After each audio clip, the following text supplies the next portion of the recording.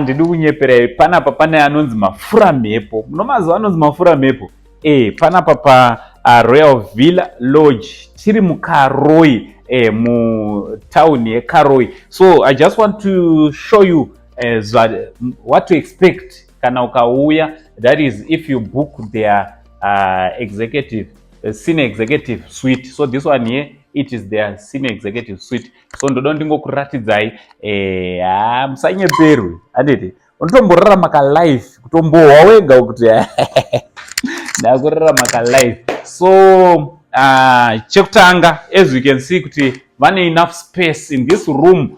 In this suite there's enough space handiti. There's a table here, as you can see kuti pane table ne chair with a flower. This is beautiful handiti. So if kana uchida kudya, let's say une zvaurikuda kudya kana kuita anything, you can work from here handiti. Unogona kushandira panapa handiti, unogona kushanda. That is kana une laptop yako unogona kushanda uri pakona apo, magetsi aripo, as you can see. Also kana uchida kuchaisa phone yako unogona kuchaisa phone yako uisa panapa.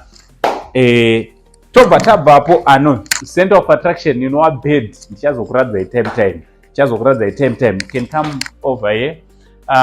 Mukacheka mune picture frame.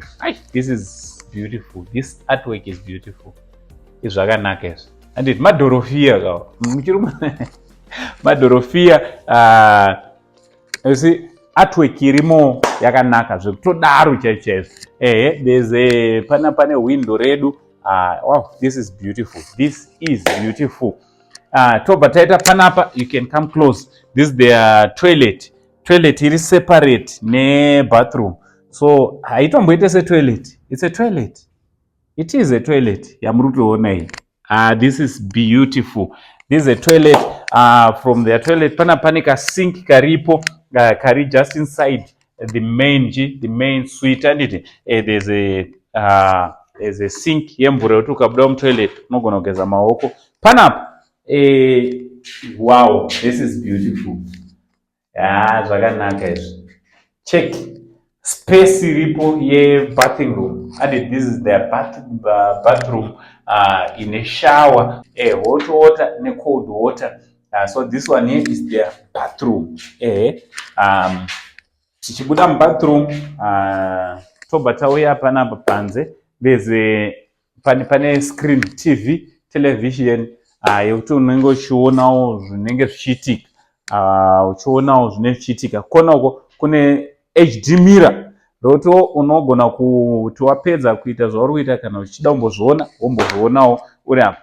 Also muroom medu mune fridge. This is a fridge yekuti munouya nemadrinks enyu moisa mukati. Ini hangu handisati ndaisa, but manje ndakutozoisa madrinks angu. Also panapa pane wardrobe yedu. Pane wardrobe yatinayo. There's a wardrobe. Also tine mama plug side yekuti phone inogona kutochargisiwa. Tobva tauya center of attraction. Pane mat rakanaka. There's a mat rakanaka. Tobva tauya bed redu. This is our center of attraction. This is their bed. And bed ravo ravainaro panapa irichi queen size. Ndani yachinzi king size. King size ati. Kondombozikanwa nani. So ndomamiriro akaita room yavo. Munotoonawo micheka yacho noto zvakarongeka nekatowel. This is beautiful. Anditi towel rakatonyorwa kunzi Royal Villa. Ndikati zvese zvairichi zvakakonzi kudi personalize kudi ameneko Royal Villa. Muri kutozviona zvazviri izvo. Kozoti panapa this is beautiful. Pambeda pacho unotonzwa wega kuti zvakarongeka. So ndozvandangondiuya zokuratidzaiwo, ndichikuratidzai tiri kunoku ku Karoi. So ukapinda muKaroi usatambure pekurara. As long as you are in Karoi, you can get this accommodation at an affordable price. So this is what zvandambondimbokuratidzai. So all you need to do is to get in touch with them nenhamba dziri pascreen, ukabatana nawo ipapo and zvako zvotofamba zvakanaka. Kana kuva follow on their Facebook page, just follow them on their Facebook page, zvako zvobva zvatofamba zvakanaka. Icho